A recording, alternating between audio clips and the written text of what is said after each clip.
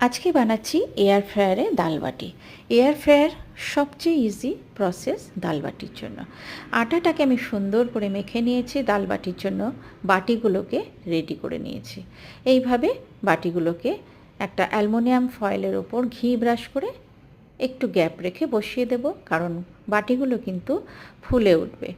200 degree টেম্পারেচারে 10 minute আমি air ফ্রায়ারে set করে কুক করতে দিলাম। 10 মিনিট পর বের করে দেখা যাবে যে একটা পার্ট কিন্তু খুব ভালোভাবে কুক হয়ে গেছে। এই সময় আরেকটু ঘি আমি ব্রাশ করে দিলাম। তারপর বাটিগুলোকে আমি উল্টে নেব।